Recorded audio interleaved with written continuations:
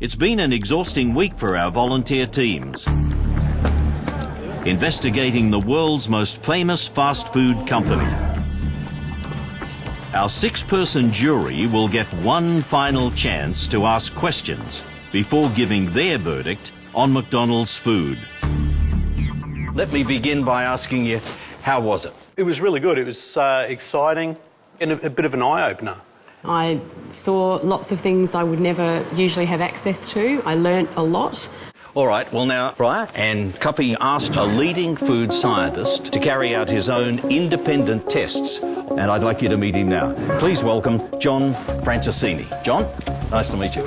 Pull up a chair. Thank you. Now, Rob, you found it hard to believe that there were no preservatives in McDonald's meat patty. The beef patty, that's correct. OK. John, what did you find?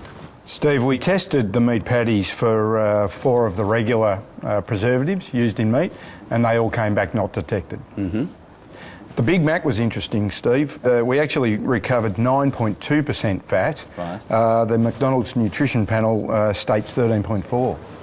OK, now, Eleni, you wanted to know how much fat there was in a thick shake, right? Yes. OK, here's your answer. We tested a strawberry thick shake and we found a result of 2.4% fat. Really? Which is less than the fat level of full cream milk. I'm quite surprised, actually. OK, so in 30 seconds, sum it up for me. OK, based on the tests we conducted, we found that the majority of the products complied with the McDonald's nutrition panel. A couple of them were slightly above, only marginally above the stated value. One was significantly less. OK. John, thank you for joining us. Not a problem. Thank you, Thanks a lot. Thanks, John. All right, now, are you ready for one last final surprise? Yes. Cuppy, you look a little... Every day All has right. been a surprise. I hope you're ready for this one, because I'd like you to now meet the CEO of McDonald's Australia, Katrina Noble. Hello. Hello. Hey. Having the CEO of McDonald's here was a big shock. I didn't expect the CEO of McDonald's to be up for questions direct from us, you know, thrown out to the sharks.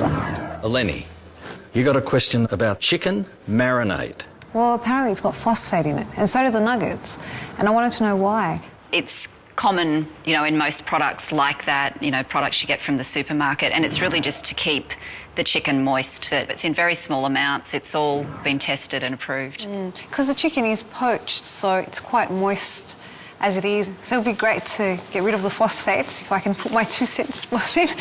I don't know, is there another way to do that, and would it be sufficiently moist, to your point, if you got rid of it? So that's definitely a question I can ask. All right.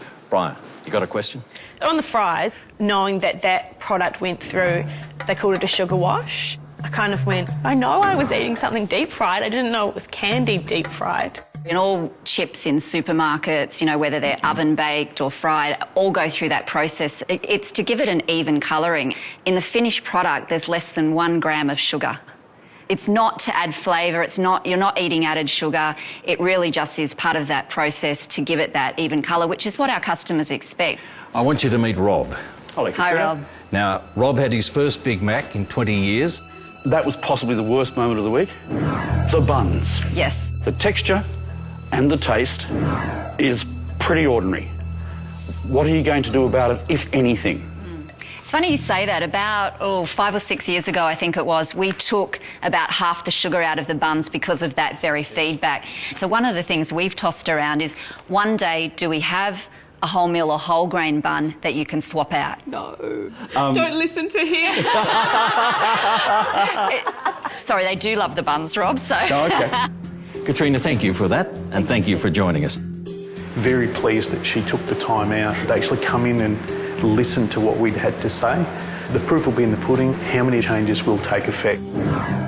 Now, I wonder if you remember when you knew nothing about what this documentary was about. You remember we asked you for some thoughts on McDonald's. Check this out. My favourite foods are not always the best foods. I love McDonald's. I just get sad when I see all this really processed food that you could make it healthier and better if you just made it at home. McDonald's. It's not satisfying food. It's got an awful taste to it. and I just don't like it. Now, Rob, what do you think of McDonald's food now? Having seen the quality of the ingredients, the export quality beef, all the way from the paddock to the plate, I no longer regard it as junk food. Some people are going to say, Rob, that's an extraordinary turnaround. I think it's called conversion, but I went in with an open mind. Right? Do you still think it's unhealthy food? Definitely. Going into the stores and seeing the calories in a burger, there has to be something in there that's... What do you think's in there? The same as when you eat a burger anywhere. You know, we learn about the burger buns and they're just a sugary product. Guppy, you're a lawyer. Do you still think it's bad for you? The thing that has changed about my viewpoint, I think, after this week is that at the beginning of it, I was a bit scared that I might find out that it's full of terrible preservatives and additives, but that hasn't been the case. I certainly wouldn't advocate eating fast food all the time. Eleni, now, you're a new mother, and I'm wondering whether McDonald's is still going to be on the family menu. I still would eat McDonald's, even though I've realised. Yeah, but you say that as if there are reservations. I have my doubts now as to, how fresh the food is. Now, Steve, you're a rugby player. Is a Big Mac still part of Steve Pross's diet? Yeah, absolutely. We had the beef side of things, and from what we saw, it was all 100% beef, and it was all good. So, if anything, I'm a bit concerned that I might eat it too much more. OK. Now, can I thank the six of you? Thank you for being part of a groundbreaking experiment, and thank you for being part of the project. It's been challenging, it's been interesting, because I realised how completely ignorant I was about food processing. I think I have a much more positive opinion of the quality of the products that are going in there, but I still think it is an unhealthy product that most people are consuming when they go there. My views of McDonald's have changed a little bit, but probably for the better, if I can say that. I believe that I will look at all foods differently, not just McDonald's.